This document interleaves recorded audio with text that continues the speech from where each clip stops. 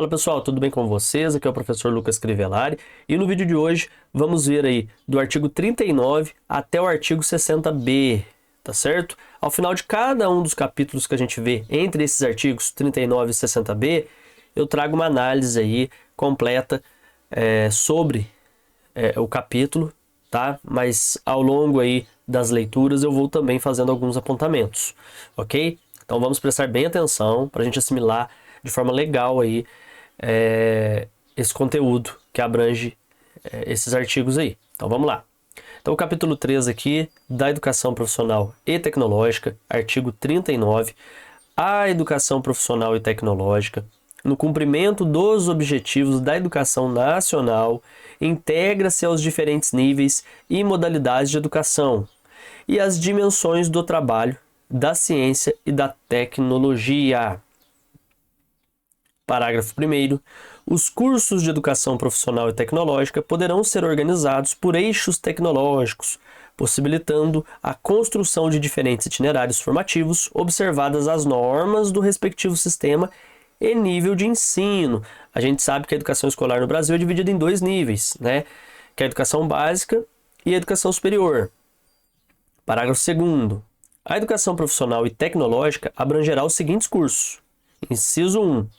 De formação inicial e continuada, ou qualificação profissional. São aqueles cursinhos de uma duração assim não tão longa, né, que serve ali, por exemplo, no caso dos professores, a gente chama de formação continuada, né, para o professor ir se atualizando ali. A gente tem alguns cursos também ali de informática básica, de vários temas, né, hotelaria, enfim, são cursos ali para você ter uma noção de determinado tipo de profissão, de determinado assunto, tá?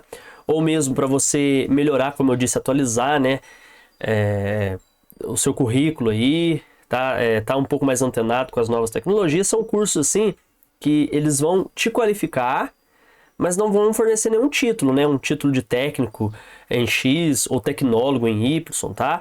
Lembrando que o técnico vai estar dentro da educação básica e o tecnólogo na educação superior. A gente vai ver aqui, ó.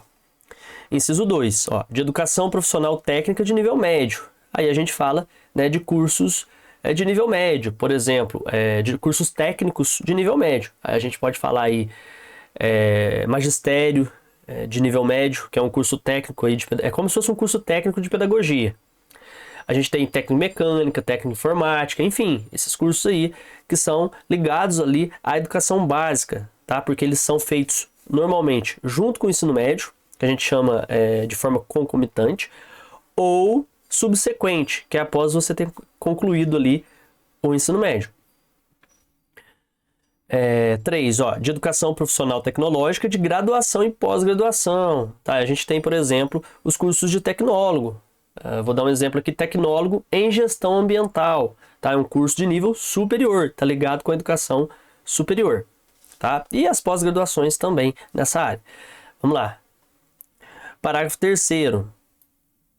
Os cursos de educação profissional, tecnológica, de graduação e pós-graduação organizar-se-ão no que concerne a objetivos, características e duração, de acordo com as diretrizes curriculares nacionais estabelecidas pelo Conselho Nacional de Educação. Parágrafo 4º. As instituições de educação superior deverão dar transparência e estabelecer critérios e procedimentos objetivos para o aproveitamento das experiências e dos conhecimentos desenvolvidos na educação profissional técnica de nível médio, sempre que o curso desse nível e o de nível superior sejam de áreas afins, nos termos de regulamento. Artigo 40. A educação profissional será desenvolvida em articulação com o ensino regular ou por diferentes estratégias de educação continuada, em instituições especializadas ou no ambiente de trabalho. Artigo 41.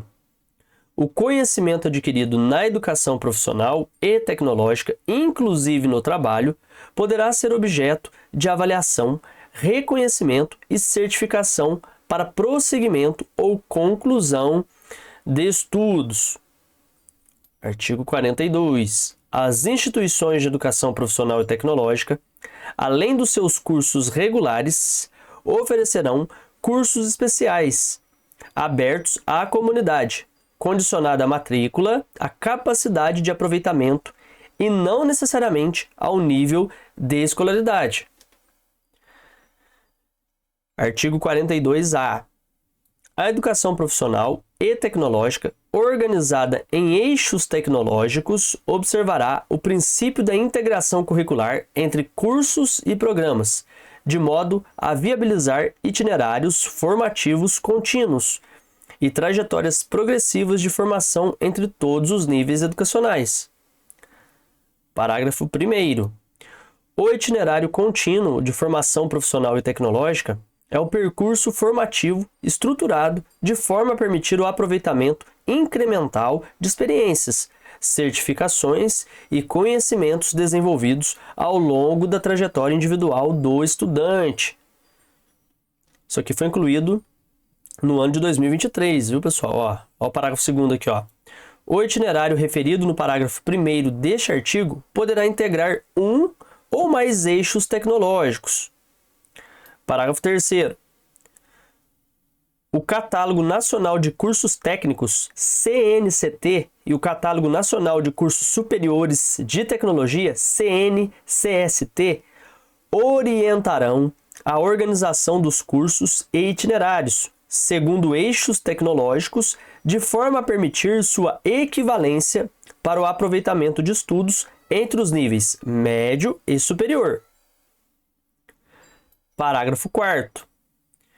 O Ministério da Educação, em colaboração com os sistemas de ensino, as instituições e as redes de educação profissional e tecnológica e as entidades representativas de empregadores e trabalhadores, observadas a Classificação Brasileira de Ocupações, que a gente chama de CBO, e a dinâmica do mundo do trabalho, manterá e periodicamente atualizará os catálogos referidos no parágrafo 3º deste artigo. Artigo 42-B. A oferta de educação profissional técnica e tecnológica será orientada pela avaliação da qualidade das instituições e dos cursos referida no inciso 7A do caput do artigo 9º desta lei, que deverá considerar as estatísticas de oferta, fluxo e rendimento, a aprendizagem dos saberes do trabalho, a aderência da oferta ao contexto social, econômico e produtivo local e nacional, a inserção dos egressos no mundo do trabalho e as condições institucionais de oferta.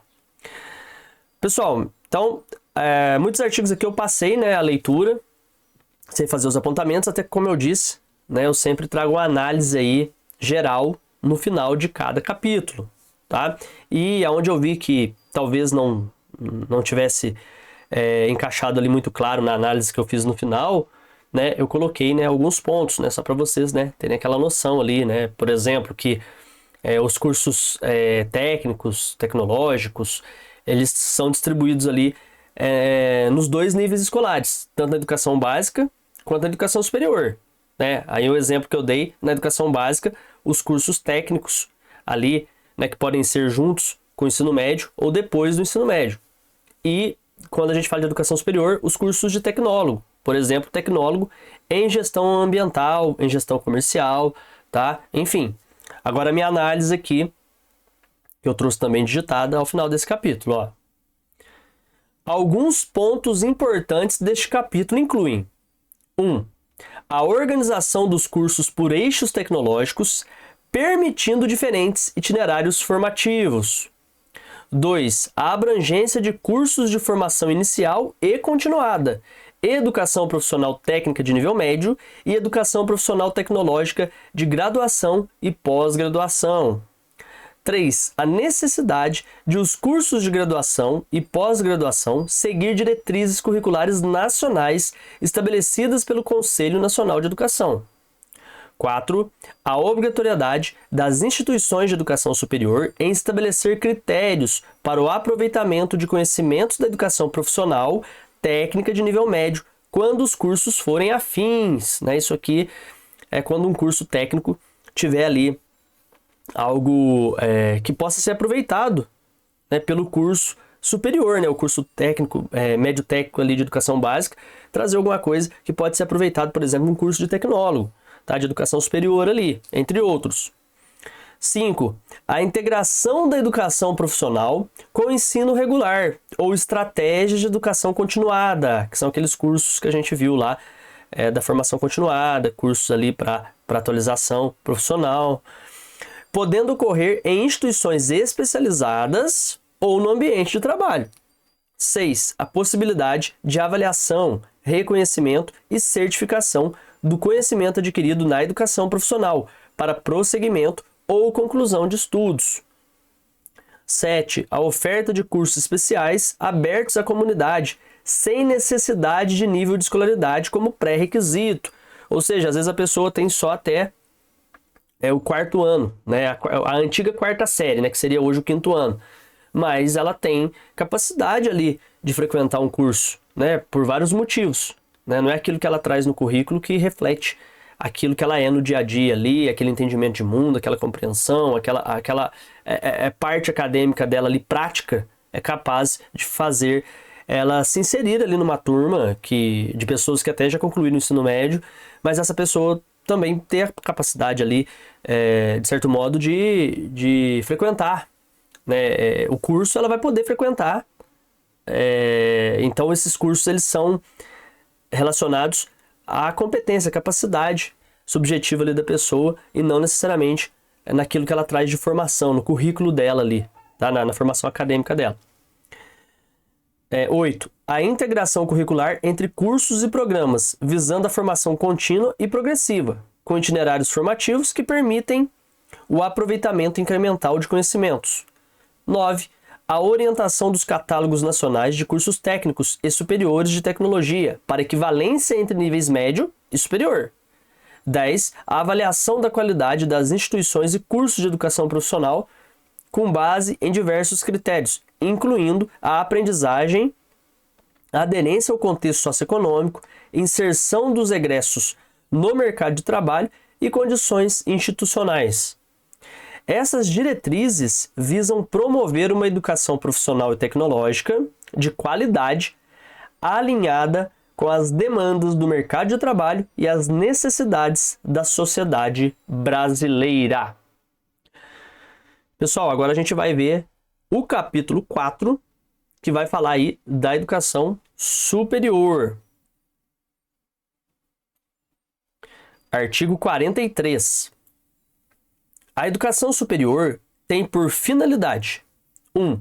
Estimular a criação cultural e o desenvolvimento do espírito científico e do pensamento reflexivo. 2. Formar diplomados nas diferentes áreas de conhecimento aptos para inserção em setores profissionais e para participação no desenvolvimento da sociedade brasileira e colaborar na sua formação contínua.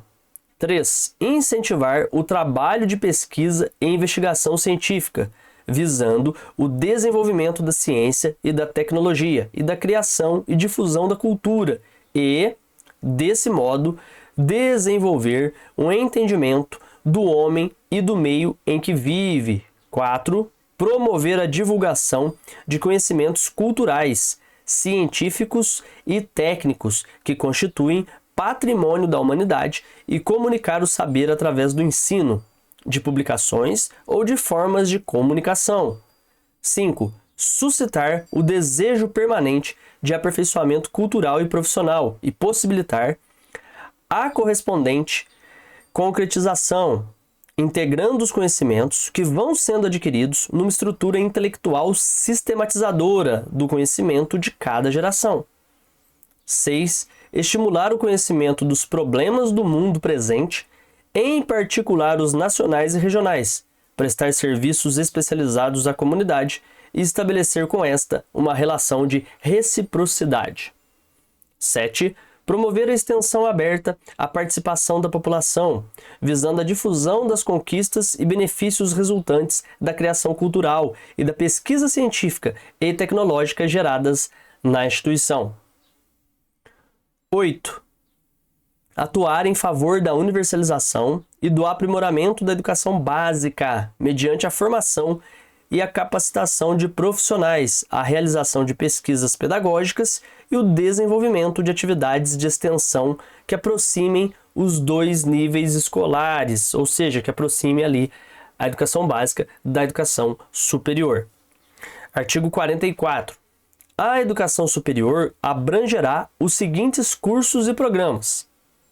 1. Cursos sequenciais por campo de saber, de diferentes níveis de abrangência, abertos a candidatos que atendam aos requisitos estabelecidos pelas instituições de ensino, desde que tenham concluído o ensino médio ou equivalente. Pessoal, esses cursos sequenciais, eles são bem mais curtos do que, por exemplo, ali os cursos de tecnólogo, por exemplo, as licenciaturas ou os bacharelados.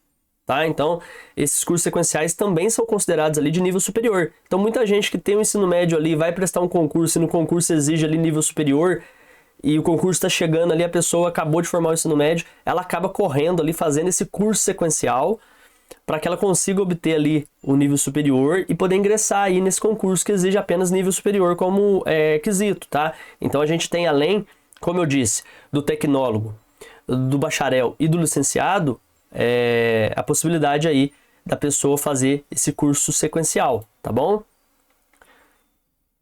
Olha lá, então, cursos sequenciais e o inciso 2 aqui, ó, de graduação, abertos a candidatos que tenham concluído o ensino médio ou equivalente e tenham sido classificados em processo seletivo, tá? Quando a gente fala graduação, aí tá envolvendo todos os outros tipos que eu mencionei aqui, né? Os cursos aí, por exemplo, de bacharelado e licenciatura.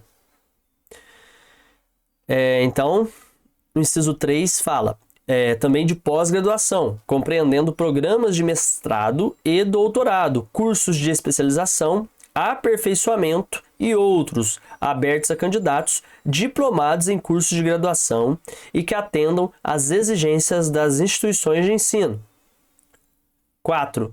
De extensão, abertos a candidatos que atendam aos requisitos estabelecidos em cada caso pelas instituições de ensino. Parágrafo 1º.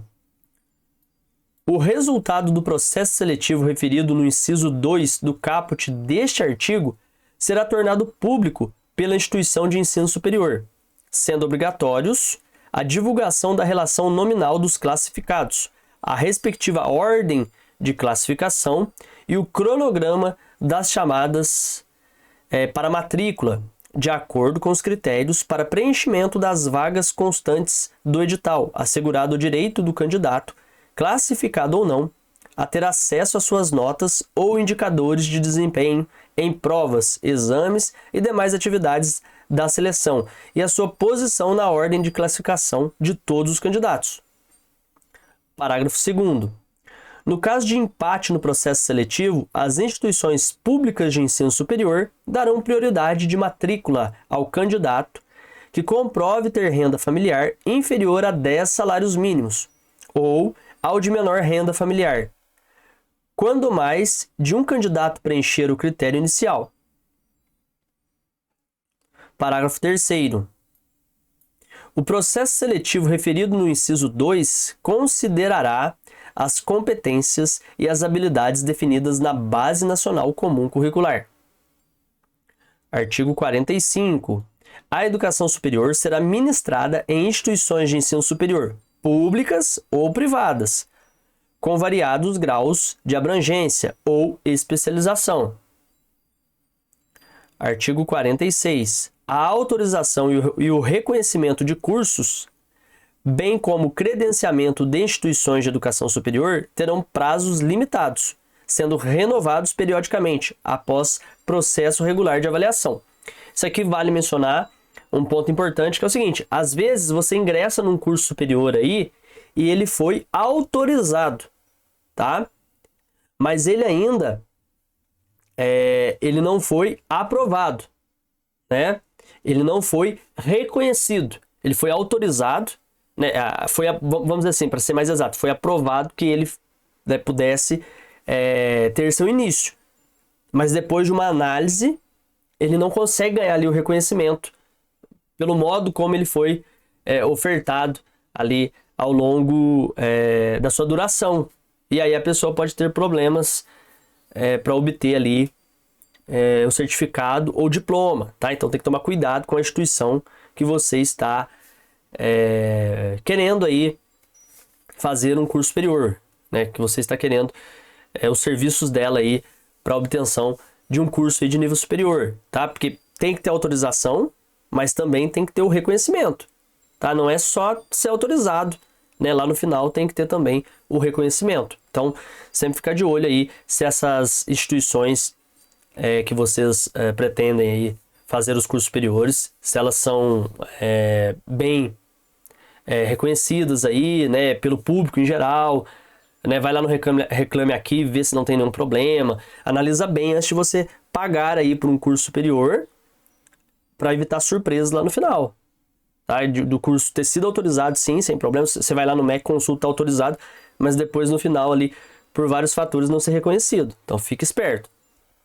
Parágrafo 1º. Após um prazo para saneamento de deficiências eventualmente identificadas pela avaliação a que se refere este artigo, haverá reavaliação, que poderá resultar, conforme o caso, em desativação de cursos e habilitações. Olha o que eu falei. Em intervenção na instituição, em suspensão temporária de prerrogativas da autonomia ou em descredenciamento.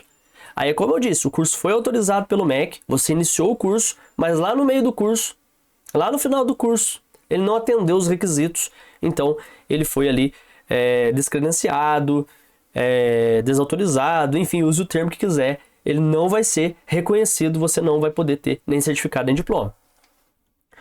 Parágrafo 2º. No caso de instituição pública, o Poder Executivo responsável por sua manutenção acompanhará o processo de saneamento e fornecerá recursos adicionais, se necessários, para a superação das deficiências. Parágrafo 3º. No caso de instituição privada, além das sanções previstas no parágrafo 1º deste artigo, o processo de reavaliação poderá resultar em redução de vagas autorizadas e em suspensão temporária de novos ingressos e de oferta de cursos. Parágrafo 4º.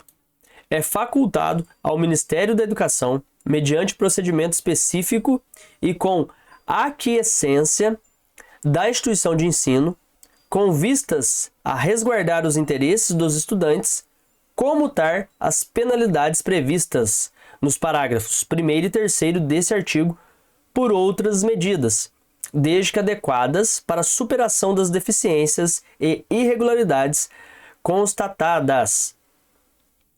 Parágrafo 5º. Para fins de regulação, os Estados e o Distrito Federal deverão adotar os critérios definidos pela União para autorização de funcionamento de curso de graduação em medicina. Artigo 47. Na educação superior, o ano letivo regular, independente do ano civil, tem no mínimo 200 dias de trabalho acadêmico efetivo, assim como acontece, né, pessoal, na educação básica, excluído o tempo reservado aos exames finais, quando houver. Parágrafo 1º. As instituições informarão aos interessados, antes de cada período letivo, os programas dos cursos e demais componentes curriculares, sua duração, requisitos, qualificação dos professores, recursos disponíveis e critérios de avaliação, obrigando-se a cumprir as respectivas condições. E a publicação deve ser feita, sendo as 3 primeiras formas concomitantemente. 1.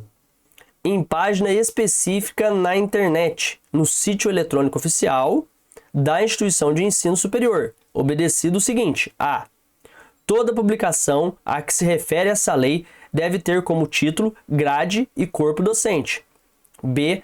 A página principal da instituição de ensino superior, bem como a página da oferta de seus cursos aos ingressantes sob a forma de vestibulares, processo seletivo e outras com a mesma finalidade, deve conter a ligação desta com a página específica prevista neste inciso. C. Caso a instituição de ensino superior não possua sítio eletrônico, deve criar página específica para divulgação das informações de que trata esta lei. Então, mesmo que não possua ali um site, o que é praticamente impossível nos dias de hoje, né? Ela deve criar uma página só para essa questão. D. A página específica deve conter a data completa de sua última atualização. 2. Em toda propaganda eletrônica da instituição de ensino superior, por meio de ligação para a página referida no inciso 1. E 3. Em local visível da instituição de ensino superior e de fácil acesso ao público. 4.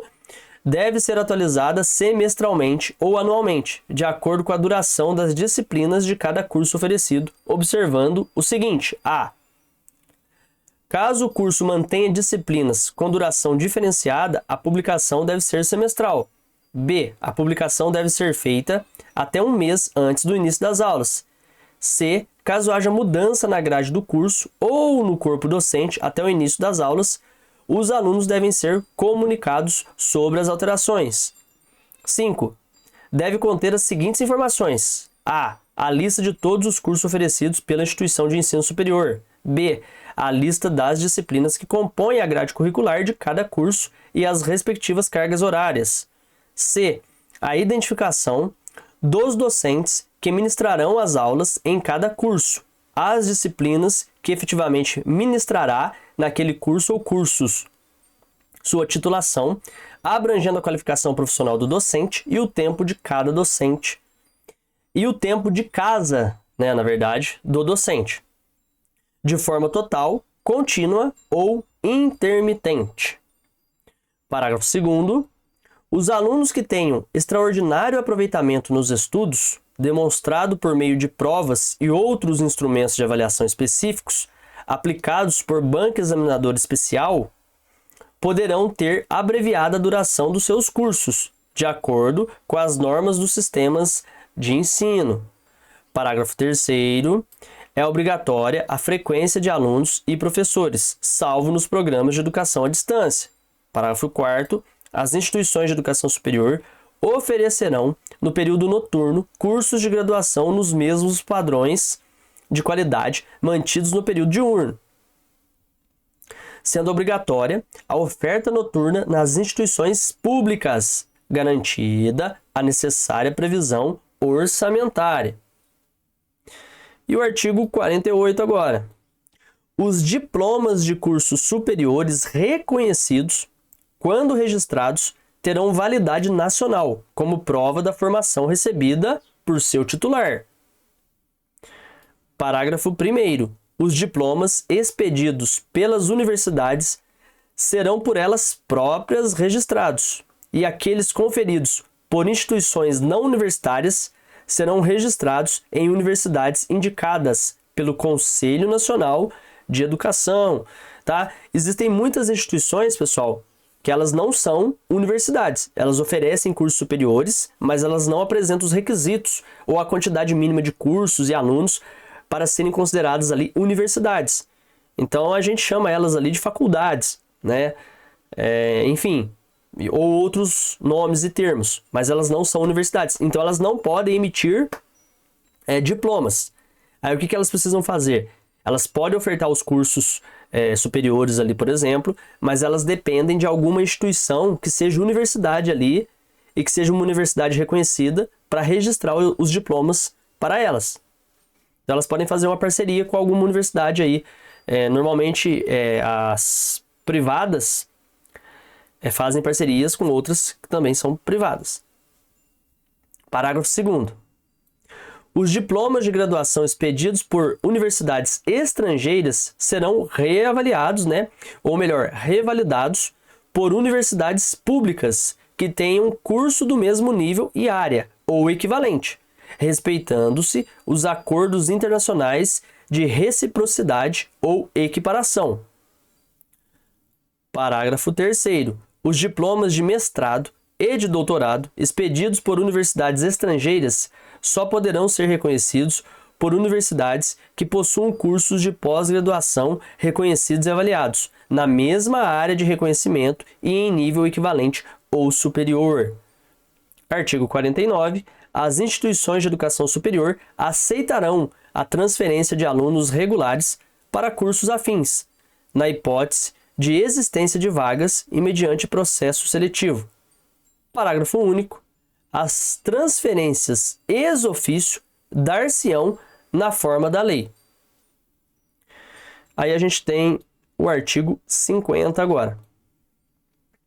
As instituições de educação superior, quando da ocorrência de vagas, abrirão matrícula nas disciplinas de seus cursos a alunos não regulares que demonstrarem capacidade de cursá-las com proveito, mediante processo seletivo prévio.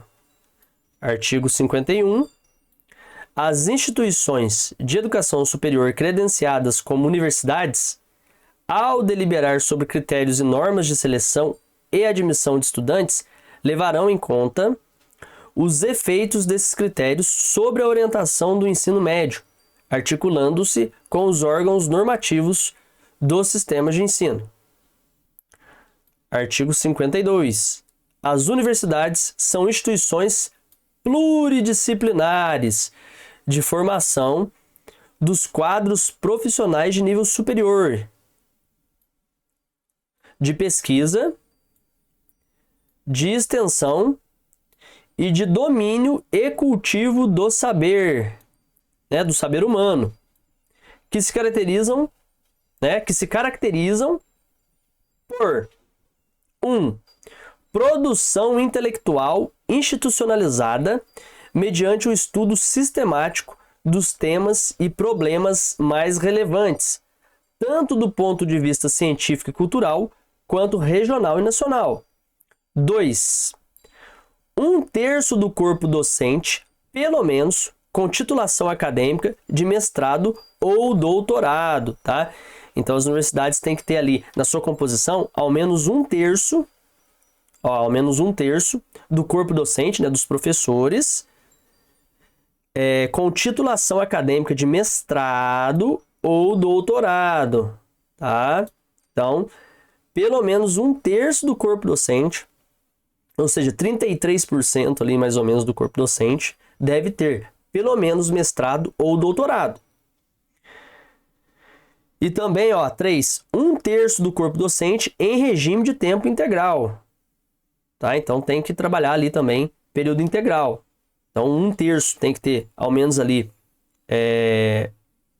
tem que prestar ao menos ali período integral de trabalho. E 1/3 tem que ter, no mínimo, ali mestrado ou doutorado, tá? Na composição ali dos professores. Parágrafo único. É facultada a criação de universidades especializadas por campo do saber. Então, se as universidades quiserem ali criar uma especialidade ali do campo do saber para atuarem, ou quiserem melhor, não criarem não, se elas quiserem atuarem apenas numa área específica ali do campo do saber, assuntos que estão interligados ali, ela pode. Ela não precisa ofertar curso de medicina, direito, administração, geografia, matemática, física. Não, ela pode escolher um campo do saber ali de disciplinas, aliás, de cursos ofertados, para ser mais exato, ali, de cursos ofertados que estão ali no mesmo segmento. E aí ela vai atender alguns critérios estabelecidos ali e ela vai poder ser uma universidade daquele campo específico do saber. Tá? Que também é interessante, também é chamativo, porque ela fica como um centro educacional ali, como uma instituição educacional especializada em determinada área, Então é interessante. Artigo 53, interessante eu falo, para universidade, porque ela vai ser mais atrativa do que uma outra que não é especificamente especialista naquela parte, naquela área do conhecimento. Artigo 53. No exercício de sua autonomia, são asseguradas às universidades, sem prejuízo de outras, as seguintes atribuições. 1. Criar, organizar e extinguir em sua sede cursos e programas de educação superior previstos nessa lei, obedecendo às normas gerais da União e, quando for o caso, do respectivo sistema de ensino. 2. Fixar os currículos dos seus cursos e programas, observadas as diretrizes gerais e pertinentes. Ou melhor, né, observadas as diretrizes gerais pertinentes. 3. Estabelecer planos, programas e projetos de pesquisa científica, produção artística e atividades de extensão. 4. Fixar o número de vagas de acordo com a capacidade institucional e as exigências do seu meio. 5. Elaborar e reformar os seus estatutos e regimentos em consonância com as normas gerais atinentes. 6. Conferir graus, diplomas e outros títulos. 7. Firmar contratos, acordos e convênios. 8. Aprovar e executar planos, programas e projetos de investimentos referentes a obras, serviços e aquisições em geral, bem como administrar rendimentos conforme dispositivos institucionais. 9. Administrar os rendimentos e deles dispor na forma prevista no ato de constituição, nas leis e nos respectivos estatutos. 10. Receber subvenções, doações, heranças, legados e cooperação financeira resultante de convênios com entidades públicas e privadas. Parágrafo 1º. Para garantir a autonomia didático-científica das universidades, caberá aos seus colegiados de ensino e pesquisa decidir, dentro dos recursos orçamentários disponíveis, sobre 1. Criação, expansão, modificação e extinção de cursos. 2. Ampliação e diminuição de vagas. 3. Elaboração da programação dos cursos. 4. Programação das pesquisas e das atividades de extensão. 5. Contratação e dispensa de professores. 6. Planos de carreira docente. Parágrafo 2º. As doações, inclusive monetárias, podem ser dirigidas a setores ou projetos específicos, conforme acordo entre doadores e universidades. Parágrafo 3º. No caso das universidades públicas, os recursos das doações devem ser dirigidos ao caixa único da instituição, com destinação garantida às unidades a serem beneficiadas. Então, pessoal, tudo isso aqui que está exposto no artigo 53, né, vão ter os órgãos ali ligados ao MEC, responsáveis por fiscalizar, por comprovar ali se essa universidade ela está realmente trabalhando, né, de forma teórica e prática em cima de tudo que é exigido para que ela continue mantendo ali o status de universidade, tá? Então tudo isso aqui tem que estar de acordo. Então as universidades têm que realmente se preocupar em manter tudo certinho, em não fazer coisa ali só como teatro, tá? Colocar essas coisas com seriedade, na prática, né? Mesmo que elas sejam privadas, para que elas continuem tendo ali seus títulos ali de universidades garantidos, né? Seu status ali de universidade garantidos, porque senão elas vão perder essa questão de serem consideradas universidades, se elas não levarem essas questões a sério, porque tem as pessoas ali do MEC que são responsáveis por fiscalizar se isso realmente está acontecendo na prática. Vamos lá, artigo 54. As universidades mantidas pelo poder público gozarão, na forma da lei, de estatuto jurídico especial para atender às peculiaridades de sua estrutura, organização e financiamento pelo poder público, assim como dos seus planos de carreira e do regime jurídico do seu pessoal. As universidades públicas têm bastante autonomia aí em diversos pontos. Parágrafo 1º, ó. No exercício da sua autonomia, além das atribuições asseguradas pelo artigo anterior, as universidades públicas poderão 1. Propor o seu quadro de pessoal docente, técnico e administrativo, assim como um plano de cargos e salários atendidas às normas gerais pertinentes e os recursos disponíveis. 2. Elaborar o regulamento de seu pessoal em conformidade com as normas gerais concernentes. 3. Aprovar e executar planos, programas e projetos de investimentos referentes a obras, serviços e aquisições em geral, de acordo com os recursos alocados pelo respectivo poder mantedor. Tá, e aí, pessoal, as universidades, elas podem ser federais, podem ser estaduais e até mesmo municipais, tá? A gente tem que deixar claro que não são só universidades federais e estaduais. Muitas pessoas sabem, né, que existem aí universidades federais e também estaduais, mas podem existir também aí universidades municipais, tá? 4. Elaborar seus orçamentos anuais e plurianuais. 5. Adotar regime financeiro e contábil que atenda às suas peculiaridades de organização e funcionamento. 6. Realizar operações de crédito ou de financiamento, com a aprovação do poder competente para aquisição de bens, imóveis, instalações e equipamentos. 7. Efetuar transferências, quitações e tomar outras providências de ordem orçamentária, financeira e patrimonial necessárias ao seu bom desempenho. Parágrafo 2º. Atribuições de autonomia universitária poderão ser estendidas a instituições que comprovem alta qualificação para o ensino ou para a pesquisa, com base em avaliação realizada pelo poder público. Artigo 55. Caberá à União assegurar anualmente em seu orçamento geral recursos suficientes para a manutenção e desenvolvimento das instituições de educação superior por ela mantidas. Artigo 56. As instituições públicas de educação superior obedecerão ao princípio da gestão democrática, assegurada a existência de órgãos colegiados deliberativos de que participarão os segmentos da comunidade institucional local e regional, tá? Então, as instituições públicas de educação superior têm aí, pessoal, um caráter democrático. Todos ali, né, inclusive a comunidade, devem fazer parte da elaboração ali do seu estatuto também. Parágrafo único. Em qualquer caso, os docentes ocuparão 70% dos assentos em cada órgão colegiado e comissão, inclusive nos que tratarem da elaboração e modificações estatutárias e regimentais, bem como da escolha de dirigentes.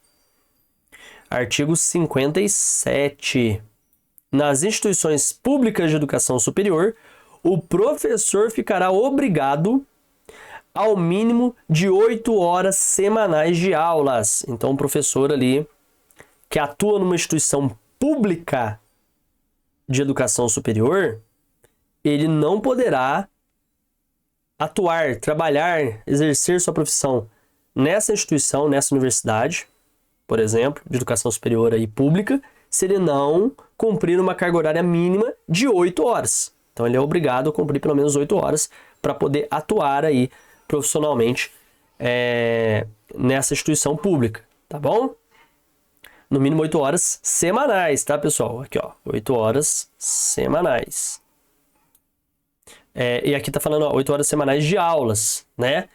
E aí a gente tem que ver como que essa hora-aula é considerada, né? Se ela é de 50 minutos, como normalmente acontece, ou se ela é diferenciada aí, tá? Mas tem que ver ali na instituição. E aí tem que ser respeitado isso aí, essa questão aí desse mínimo de 8 horas semanais de aulas, tá?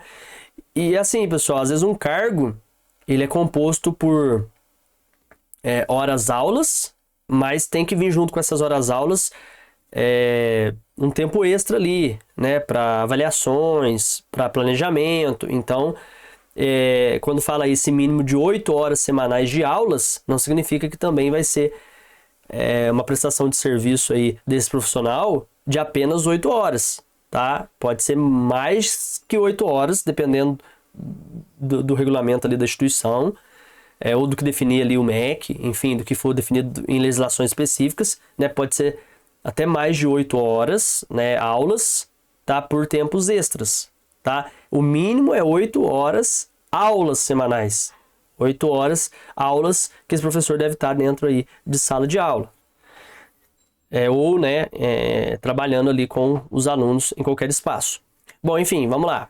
Agora eu trouxe a minha análise aqui geral, tá? Muitas vezes eu passo ali pelos artigos com uma leitura, porque eu não acho que seja necessário fazer um comentário, um apontamento ali, mas aqui no final, né, como eu disse, no final de cada capítulo eu sempre trago, né, uma análise geral aí, para que a gente possa, de maneira resumida, ver, né, e rever tudo aquilo que a gente já estudou acima e, através desse resumo, assimilar melhor o conteúdo para aprendermos mais, tá? Então vamos lá, análise do professor Lucas. Alguns dos principais pontos deste capítulo incluem: 1. Objetivos da educação superior. Estimular a criação cultural, o desenvolvimento do pensamento científico e reflexivo. Formar profissionais qualificados e aptos a contribuir para o desenvolvimento da sociedade. Olha, tudo isso é objetivo aí da educação superior. Incentivar a pesquisa e investigação científica, promovendo o avanço da ciência e tecnologia. Divulgar reconhecimentos, olha aí eu travando de novo, ó. Divulgar conhecimentos culturais, científicos e técnicos para o benefício da humanidade. Fomentar o desejo de aprendizado contínuo e o aperfeiçoamento cultural e profissional. Abordar os problemas atuais, nacionais e regionais, prestando serviços à comunidade. Promover a extensão e a disseminação dos resultados da pesquisa. 2. Tipos de cursos e programas. Olha aqui, ó. Cursos sequenciais por campo de saber. Cursos de graduação. Cursos de pós-graduação, incluindo mestrado e doutorado. Cursos de extensão.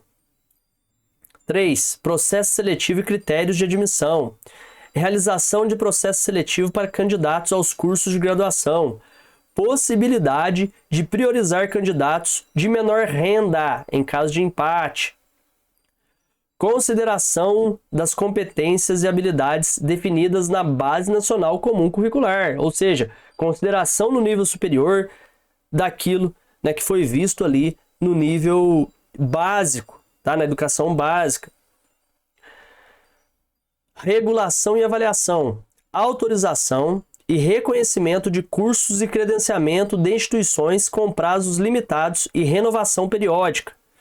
Possibilidade de sanções em caso de deficiências identificadas. 5. Ano letivo. Estabelecimento de um ano letivo com pelo menos 200 dias de trabalho acadêmico efetivo. 6. Transferência e matrícula. Aceitação de transferências entre cursos afins e matrícula em disciplinas por alunos não regulares, quando houver vagas disponíveis. 7. Autonomia das universidades.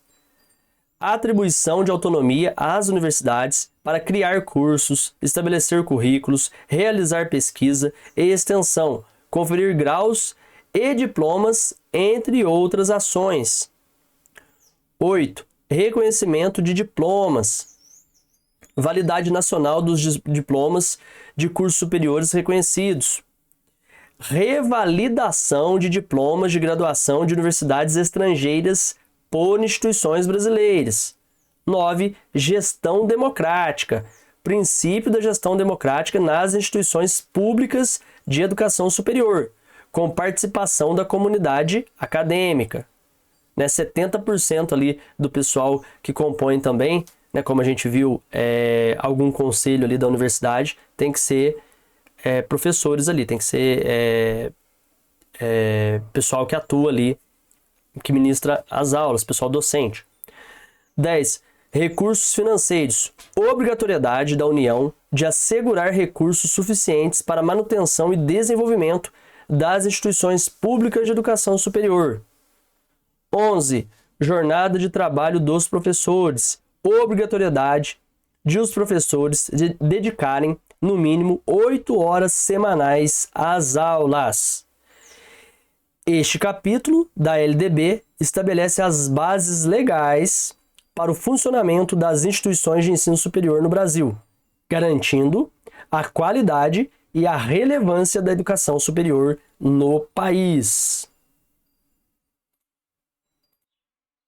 Capítulo 5 da educação especial agora. Vamos lá. Artigo 58. Entende-se por educação especial, para os efeitos desta lei, a modalidade de educação escolar oferecida preferencialmente na rede regular de ensino, para educandos com deficiência, transtornos globais do desenvolvimento e altas habilidades ou superdotação. Então, pessoal, a educação especial para a LDB, para a Lei de Diretrizes e Bases da Educação Nacional, é a modalidade de educação escolar oferecida preferencialmente na rede regular de ensino. Isso aqui cai muito em concurso, tá? Preferencialmente na rede regular de ensino.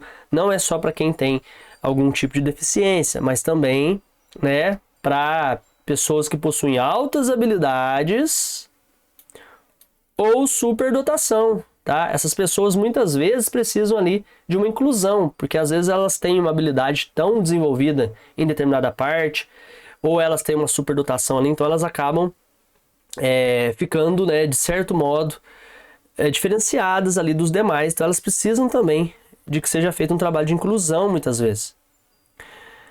Parágrafo 1º. Haverá, quando necessário, serviços de apoio especializado na escola regular para atender às peculiaridades da clientela de educação especial. Parágrafo 2º. O atendimento educacional será feito em classes, escolas ou serviços especializados, sempre que, em função das condições específicas dos alunos, não for possível sua integração nas classes comuns de ensino regular. Tá? Então, esse atendimento educacional que vai ser feito ali em escolas ou serviços especializados, eu vou citar, por exemplo, a APAE, né, que faz um trabalho muito bacana, né, e ela faz também o contraturno, né, às vezes o aluno vai lá na parte da manhã, por exemplo, no ensino regular, e à tarde ele faz ali o acompanhamento na instituição especializada. Isso aí também acontece muito, mas assim, quando fala aqui que desse atendimento educacional especializado feito sem que o aluno vá ali no regular, ele só vai acontecer quando o aluno realmente não tiver condições de estar no regular, tá? Então, o atendimento educacional será feito em classes, escolas ou serviços especializados, sempre que, em função das condições específicas dos alunos, não for possível a sua integração nas classes comuns de ensino regular, tá? Quando não tiver jeito mesmo desse aluno frequentar ali o ensino regular. Parágrafo 3º. A oferta de educação especial, nos termos do caput desse artigo, tem início na educação infantil e estende-se ao longo da vida, observados o inciso 3 do artigo 4º e o parágrafo único do artigo 60 desta lei. Artigo 59. Os sistemas de ensino assegurarão aos educandos com deficiência, transtornos globais do desenvolvimento e altas habilidades ou superdotação 1. Currículos, métodos, técnicas, recursos educativos e organização específicos para atender às suas necessidades. 2. Terminalidade específica para aqueles que não puderem atingir o nível exigido para a conclusão do ensino fundamental em virtude de suas deficiências e aceleração para concluir em menor tempo o programa escolar para os superdotados. 3. Professores com especialização adequada em nível médio ou superior para atendimento especializado, bem como professores do ensino regular capacitados para a integração desses educandos nas classes comuns. Antes de ir para o inciso 4 aqui, pessoal, destacar essa questão, né, que o professor ali que vai fazer o apoio, né, o professor especial ali dentro das classes regulares de ensino, ele não pode condicionar esse aluno como se fosse um indivíduo separado dos demais e esse professor está trabalhando o tempo todo ali separado. Não, ele é um braço, uma extensão do professor regular que também tem que ter ali conhecimento, né? Se não tem que procurar estudar, tem que procurar se aprimorar, fazer formação continuada para trabalhar com essas crianças, Tá? Hoje em dia, a educação especial, seja com relação a crianças que apresentam algum tipo de deficiência ou superdotação, ela tem que existir por parte do professor regular e, obviamente, né, o professor ali de apoio, professor auxiliar, professor de educação especial no ensino regular, ele tem que trabalhar de modo a proporcionar autonomia, quando possível, para esse aluno, de integrar esse aluno, não de pegar o aluno para ele e falar, pô, você é meu, eu que vou te ensinar aqui, não, separar ele da turma, não é assim. E a gente vê isso acontecendo frequentemente, infelizmente. Inciso 4, educação especial para o trabalho, visando a sua efetiva integração na vida em sociedade, inclusive condições adequadas para os que não revelarem capacidade de inserção no trabalho competitivo, mediante articulação com os órgãos oficiais afins, bem como para aqueles que apresentam uma habilidade superior nas áreas artística, intelectual ou psicomotora. 5. Acesso igualitário aos benefícios dos programas sociais suplementares disponíveis para o respectivo nível do ensino regular. Artigo 59-A. O poder público deverá instituir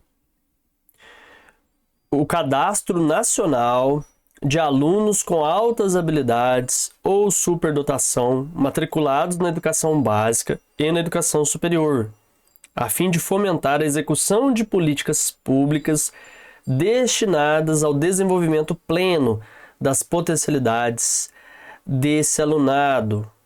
Parágrafo único.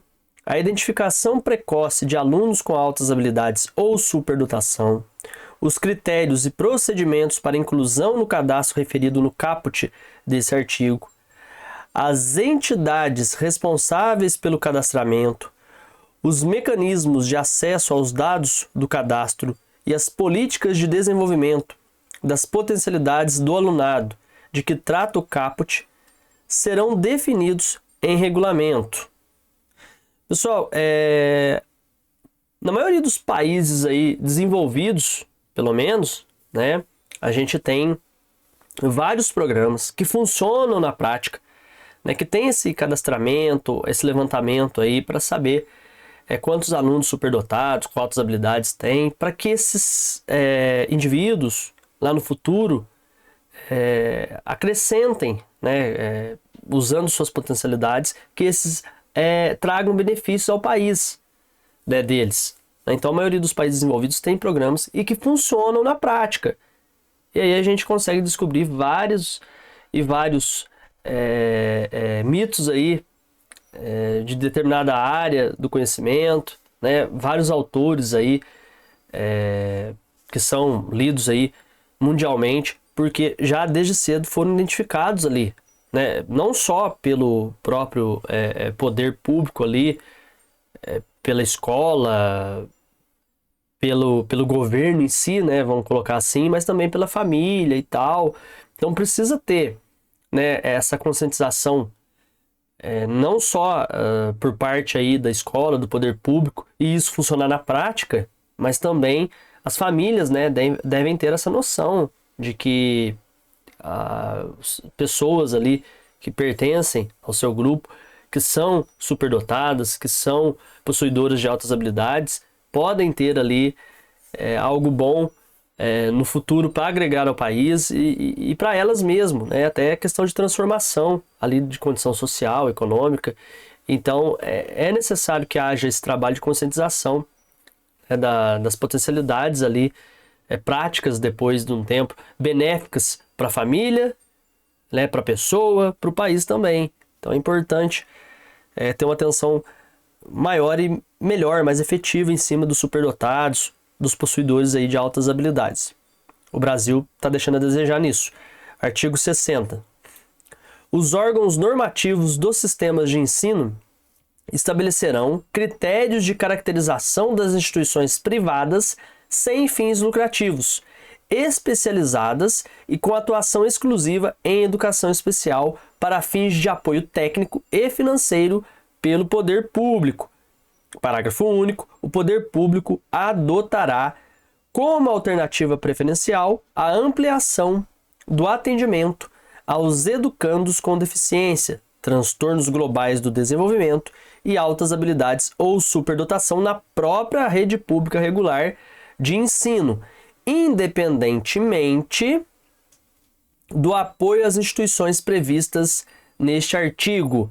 Então, a educação especial, a educação inclusiva, ela vai acontecer dentro do ambiente escolar regular e também nas instituições de apoio, né, que podem ser públicas ou podem ser sem fins lucrativos ali, né, mas com apoio do governo, tá?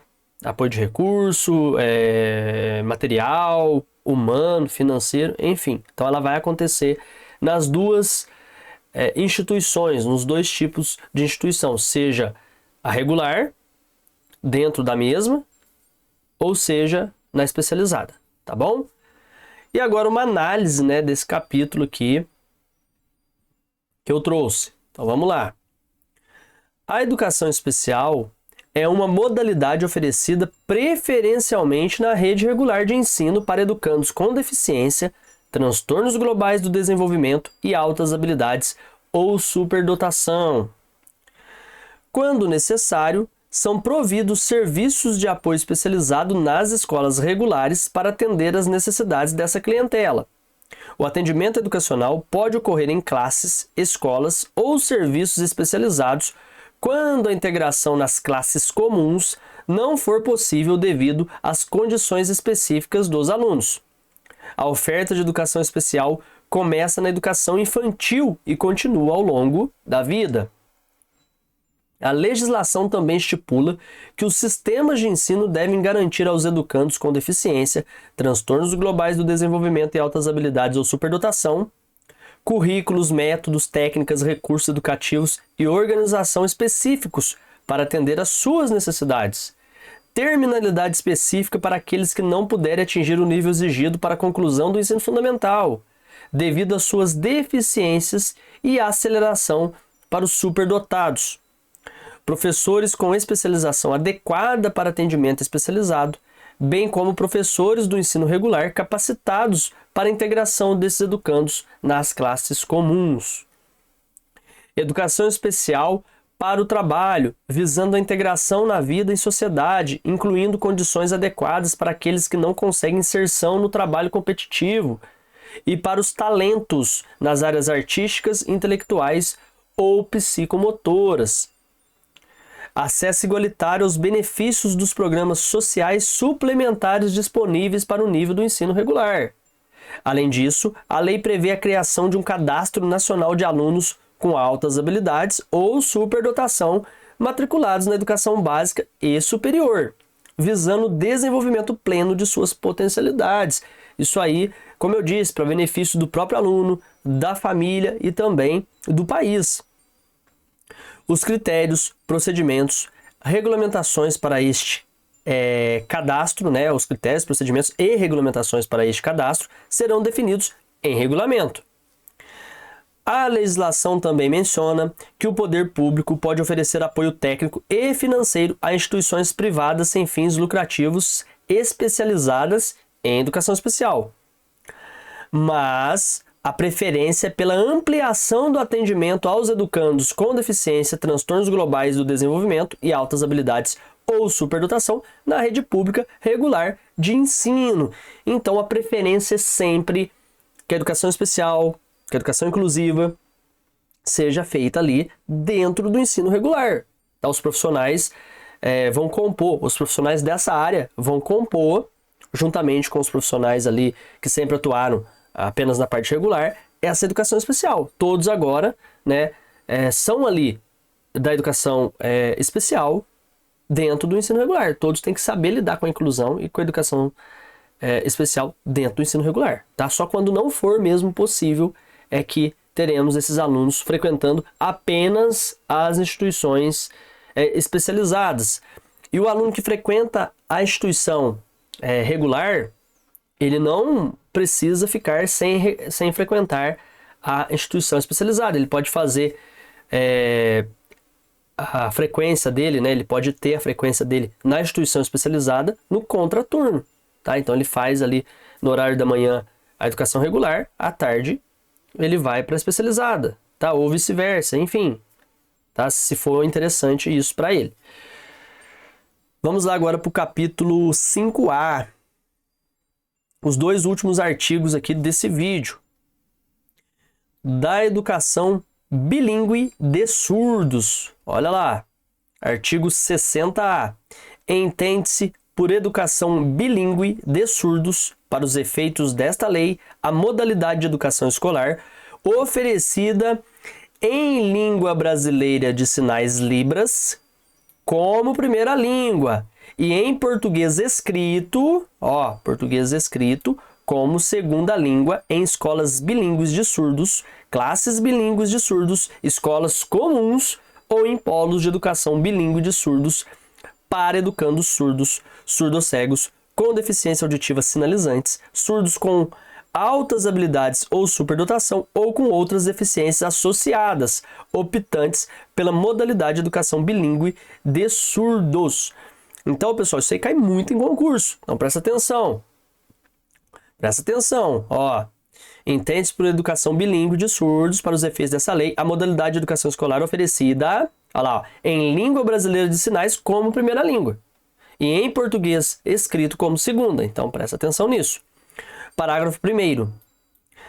Haverá, quando necessário, serviços de apoio educacional especializado, como atendimento educacional especializado bilíngue, para atender às especificidades linguísticas dos estudantes surdos. Parágrafo 2º. A oferta de educação bilíngue de surdos terá início aos 0 ano na educação infantil e se estenderá ao longo da vida. Parágrafo 3º.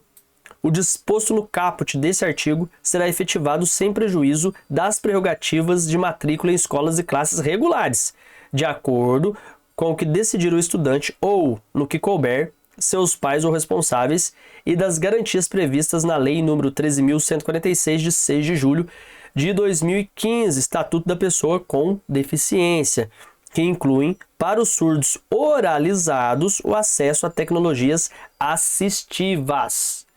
E aí o artigo 60b. Além do disposto no artigo 59 dessa lei, os sistemas de ensino assegurarão aos educandos surdos, surdocegos, com deficiência auditiva sinalizantes, surdos com altas habilidades ou superdotação ou com outras deficiências associadas, materiais didáticos e professores bilíngues com formação e especialização adequadas em nível superior, tá? Então, eles têm esse direito aí, né, de ter aí um professor que saiba também, né, utilizar de maneira correta aí a língua, né, a sua primeira língua, né? E vamos lá, parágrafo único. Nos processos de contratação e de avaliação periódica dos professores a que se refere o caput desse artigo, serão ouvidas as entidades representativas das pessoas surdas.